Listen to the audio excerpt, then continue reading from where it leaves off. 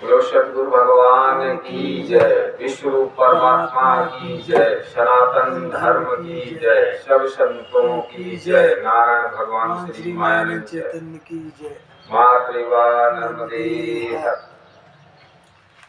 परम मंगलमय विश्व रूप परमात्मा हम सद्गुरु के चरणों में स्वाहृदय से नमन करते हुए उपस्थित दिव्य चक्षुमान आत्मबंधु सौभाग्य सती स्वरूपा देवी व बालकगण सभी को स्वहृदय से नमन करते हुए आज सर्वांग योग का पहला अध्याय हम सब आपके बीच में रखेंगे। भगवान किस प्रकार से मुमुक्ष ने भगवान से किस प्रकार से प्रश्न किए हैं और भगवान उन सारे प्रश्नों को सुनकर कैसे उनका ईश्वर रूप का बोध कराया है। तो भगवान ने पहले ही कहा है कि श्री गुरु के पदों को है मेरा दंडवत प्रेम से, यही प्रेम रहे स्थायी कृपा दृष्टि वही में। हम किसी तत्वदर्शी सद्गुरु के समकक्ष उपस्थित होते हैं तो हमारे अंदर विनम्रता का भाव रहना चाहिए, तभी हम उस सद्गुरु से कुछ प्राप्त कर सकते हैं। अगर हमारे अंदर विनम्रता नहीं होगी और जिज्ञासा चेष्टा नहीं होगी तो हम सद्गुरु के बताए हुए मार्ग या सिद्धांत को ठीक ढंग से समझ नहीं सकते। दूसरा प्रश्न आगे दूसरे में कहा कि आचार करके ऐसा सनातन मुमोक्ष। ये मुमोक्ष ने आचार और विचार, उसने अपने अंदर आचार और विचार उसके जो आ रहे थे उनमें आचार विचार करके कि सद्गुरु के समकक्ष जा करके हमें क्या कहना है, क्या पूछना है, क्या जानना है, तो ये आचार विचार को करके किया प्रश्न गुरु बोले। वो किससे बोल रहा है, प्रश्न किससे कर रहा है? गुरु से। गुरु से प्रश्न कर रहा है। कौन कर रहा है? मुमोक्ष कर रहा है। किया प्रश्न गुरु। सिद्धांत सब वो सुनो। कहा जो भी है श्रुतियों में, स्मृतियों में, शास्त्रों में, पुराणों में जो भी जैसा लिखा था वैसा मैंने सब करके सिद्धांत रूप से करके देखा और जानने समझने की कोशिश भरपूर की, परंतु उससे हमारा कल्याण नहीं हुआ। क्यों नहीं हुआ? कि भगवान का सच्चा सूत्र या दिव्य चक्षु या तत्वदर्शी सद्गुरु का समकक्ष प्राप्त या सद्गुरु प्राप्त न होने के कारण हमें वो भ्रम ही हमारे अंदर बना। आज हमारे बुद्ध अवतार भगवान मायानंद चैतन्य जी की प्रेरणा से जो हमें सब कुछ देखने और जानने का सुगम अवसर प्राप्त हुआ है, सर्वांग योग के माध्यम से, सर्वांग योग को हम ही दिव्य चक्षु कहते हैं, दिव्य दृष्टि भी कहते हैं। यह सर्वांग योग ही उस विश्व रूप परमात्मा को जानने की युक्ति है, जिसके माध्यम से हम इसको जान सकते हैं और समझ सकते हैं। और समझना जानना किसको? अपने निज मूल्य स्वरूप को, क्योंकि बोले तो हम अपना निज मूल्य स्वरूप है ना, उसी निज मूल स्वरूप को जानने के लिए तो नाना प्रकार की ये स्वयं प्रश्न किया है। तो ये नाना प्रकार के जो भवबंधन या भवजाल में फंसा हुआ एक मनुष्य था, तो अपने निस्वरूप को जानने के लिए भगवान से ये तत्वदर्शी सदगुरु के समकक्ष उपस्थित होकर के ये प्रश्नों को रख रहा, दंडवत करके, दंडवत प्रणाम स्वहृदय में बैठा करके, किसको? सदगुरु को स्वहृदय में बैठा करके।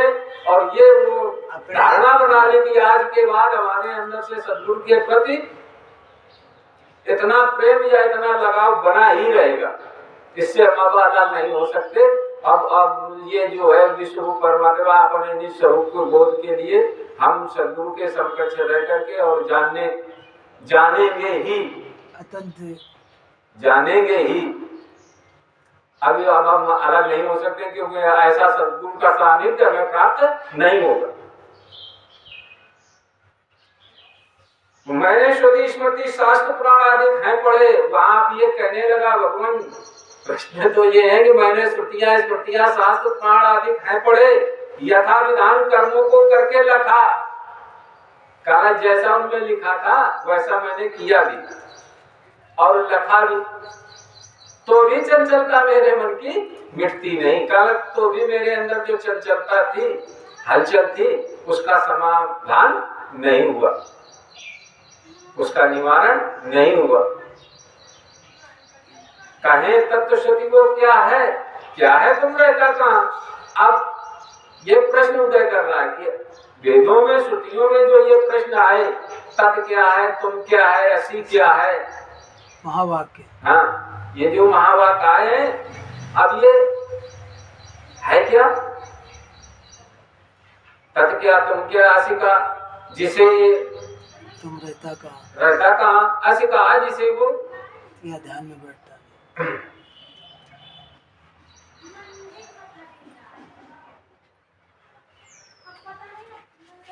तो पहले ऐसे कहा जिसे वो क्या ध्यान में बैठता नहीं, देखना उसको कैसे जो देखे वह कौन है। तो कहा आशिक क्या है, वो क्या है जो ध्यान में नहीं बैठ रहा है, तो उसको अब हम देखें तो कैसे देखें? देखने की क्या युक्ति है, कैसे देखा जा सकता है? ये अभी मोक्ष के प्रश्न चल रहे हैं और ये वार्ता हो रही किससे? सदगुरु से। सदगुरु के समकक्ष गया तो ये अपनी बात कहेगा और सदगुरु उसकी बात को ठीक ढंग से सुन रहे हैं कि ये क्या क्या प्रश्न करेगा और क्या क्या जानने की प्रेरणा है।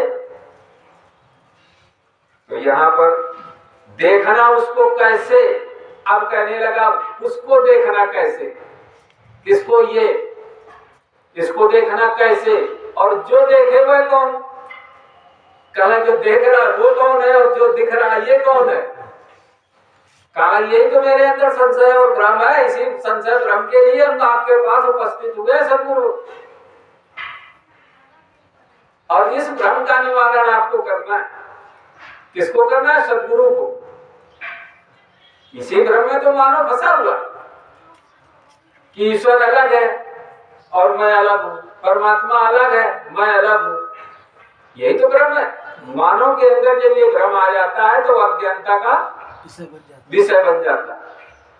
यही अज्ञानता, और यही अज्ञानता जब समाप्त हो जाती है तो दैवपुरुष कहलाता है, दिव्य चक्षुमान कहलाता है। और इसी अज्ञानता को समाप्त होने के बाद तो आध्यात्म विज्ञान पद्धति के माध्यम आत्मरूप बन जाता है। तो इसके अनेक नाम। दैव कहते हैं सुधरे हुए व्यक्ति को, और आसुर कहते हैं बिगड़े हुए व्यक्ति को। हमारे भारत की तीन संस्कृतियां हैं, आर्य संस्कृति और वानर संस्कृति और राक्षस संस्कृति। उत्तर भारत आर्य संस्कृति है और दक्षिण भारत में वानर संस्कृति और राक्षस संस्कृति है। अब हम किस संस्कृति में रह रहे हैं और किस संस्कृति के हमारे विचार हैं या हमारे अंदर उद्गार हैं? क्योंकि जितने भी हमारे महान ऋषि मुनि देव अवतार जितने भी आए हमारे किस क्षेत्र में आए? आर्य संस्कृति में। उत्तर भारत है उत्तर भारत में ही उनका जन्म हुआ है। और उत्तर भारत ये सर्व देशों का धर्मस्थली श्रेष्ठ गुरु है। सारे विश्व का जो है श्रेष्ठ गुरु ये भारत गुरु है, क्योंकि इसी भारत में ही महान विभूतियों का जन्म हुआ है। बड़े बड़े अवतार भी इसी धराधाम पर आए, इसलिए इसे भारत गुरु माना गया विश्व में। तो विश्व मेरा परिवार है, मानो मेरी जात। इसलिए यहाँ ये नारा दिया गया कि विश्व मेरा परिवार, क्योंकि ये सबका गुरु है। तो ये विश्व क्या हो गया? परिवार। और ये मानो क्या हो गई? जात। और सेवा मेरा धर्म है। तो जो जिस प्रकार की सेवा कर लेता वो अपनी अपनी सेवा में लग जाए, एक दूसरे की सेवा करे। आज क्या हो गया? आज उसका उल्टा हो गया। आज जब अनारी हो गए तो दुराचरण में बदल गए। तो दुराचरण देख तो रहे हो कितना समाज में दुराचरण फैला हुआ है। और चेष्टा ये रखते हैं कि सुख नहीं मिल रहा है। तो हम पहले अब तो देखे हम बदले क्यों? जब हम ही बदल गए तो चेष्टा सुख की कहां से आई? आज घर घर में चाहता सबको ये सुख, परंतु सुख आएगा कैसे उसके लिए कोई नहीं जानता। नहीं कर रहा है। तो सुख ऐसे प्राप्त नहीं होगा। सुख विश्व रूप परमात्मा का यथार्थ जब बोध हो जाएगा तो भ्रम और संशय से निवारण हो जाएगा। शांतता का प्राप्त हो और शांतता जब ये संशय भ्रम का निवारण हो जाएगा तो आप ऑटोमेटिक सुख और आनंद की अनुभूति आपको प्राप्त होने लगेगी। तभी तो गोस्वामी तुलसीदास जी ने कहा कि सकल पदार्थ हैं जग माही, सकल पदार्थ है जग माही। और कर्महीन नर पावत नहीं, कर्म में हीनता आ गई। दैवी कर्म तो उन गए भूल और राक्षसी आसुरी चांडाली प्रवृत्ति के कर्म करने लगे और दुख में फंस गए। सुख आना हमारे पास आना वंचित हो गए सुख से। अब विश्व में तो भरा तो सब कुछ है, क्यों नहीं प्राप्त हो रहा है? क्योंकि हमारे दुष्कर्मों के द्वारा, हमारे दुष्कर्मों के द्वारा हमें कुछ प्राप्त नहीं हो रहा। और ये जब हमारे दुष्कर्म बदलते हैं, स्वकर्म रूपी कर्म होने लगते हैं, तो विश्व रूप में जितना जो कुछ भरा वो सब तुम्हारे को प्राप्त हो जाएगा। तुम्हें मांगने की आवश्यकता नहीं, वो स्वयंभू परमात्मा स्वयं वो वैसा ही उसको प्रदान करने लगता।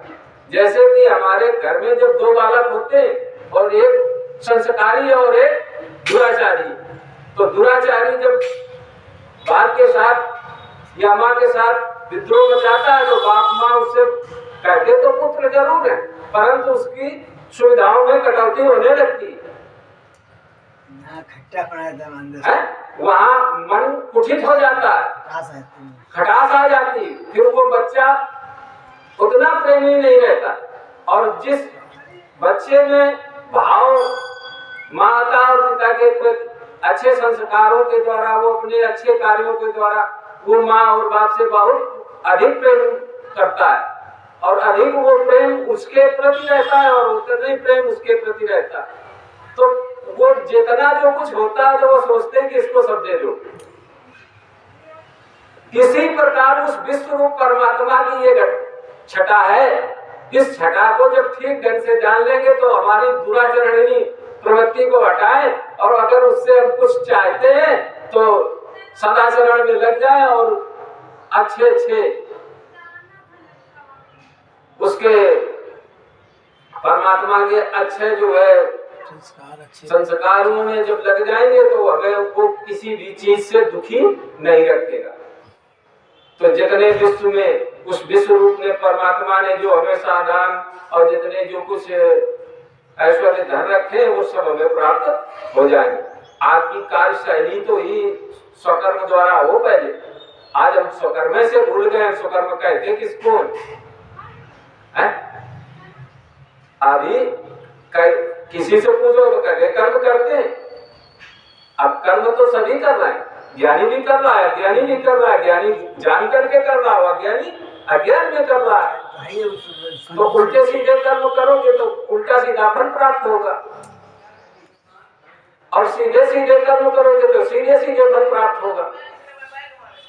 तो इसीलिए कहा कि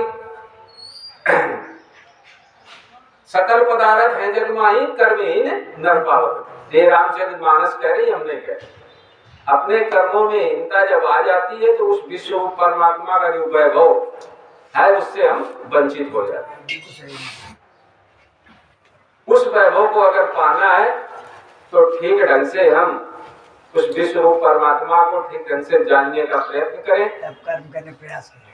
इस विश्व रूप परमात्मा की साकार रूप में किस प्रकार से प्रणाली पंच तत्व और 3 गुणों के माध्यम से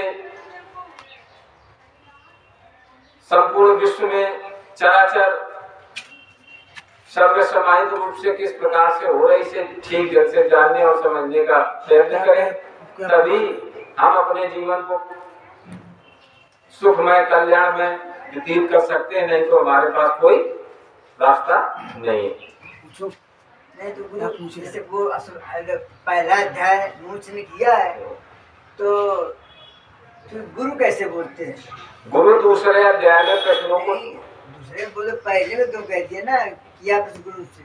तो वो जैसे तुम प्रश्न कर रहे हो, पहले बात समझो, आप हमसे प्रश्न कर रहे हो तो प्रश्न आप हमसे कर रहे हो ना, तो हम आपके प्रश्नों को सुनेंगे, सुने तो प्रश्न कौन कर रहा है? मुमोक्ष कर रहा है, गुरु से कर रहा है। तो गुरु से कहाँ गुरु बोले किया प्रश्न गुरु बोले, वो गुरु से बोल रहा है। नहीं तो वही तो वहाँ पे यही पर समझने की बात है, वो गुरु से बोल रहा है। कौन बोल रहा है? मुमोक्ष बोल रहा है। समझ रहे हैं?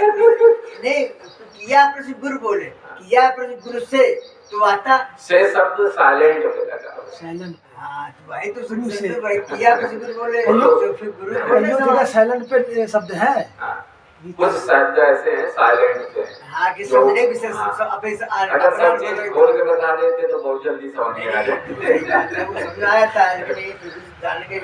तो वहाँ पर साइलेंट शब्द लगा है, तो गुरु से कौन मुमोक्ष बोल रहा है, वो हम समझ रहे हैं। वहाँ से और मुमोक्ष के प्रश्नों को गुरु सुन रहे हैं, वहाँ पर अभी कुछ बोल नहीं रहे, तो गुरु से बोल रहे हैं। कौन बोल रहा है? मुमोक्ष बोल रहा है। तो बोल रहे किया प्रश्न गुरु बोले तो गुरु बोले जब आता है ना तो बोले शब्द जो तो बोले मुमोक्ष कह रहा है, बोल रहा है, और मुमोक्ष आवाज से जो शब्द आता है वो साइलेंट।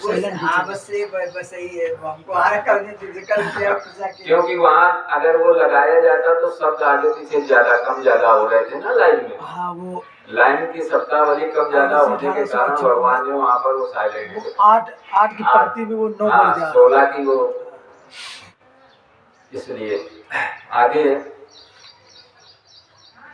जो है दूसरा अध्याय आपको फिर दूसरे सही है, एक संस्कृत में आप कोई दिक्कत नहीं। सदगुरु के समकक्ष हम जब भी जाएं तो हमारे अंदर नर्मता और प्रेम अवश्य रहे। भाई भाव अच्छे हो, कुछ हमको मिल रहा है। तभी सदगुरु के बताए हुए सिद्धांत को हम ठीक ढंग से समझ सकते हैं। अब उसमें जो गोलाकार में जो बिल्ली आ रही है उसको टच कर दो, बंद हो जाएगी। सीख लो चलाना। हाँ, इसको टच करो।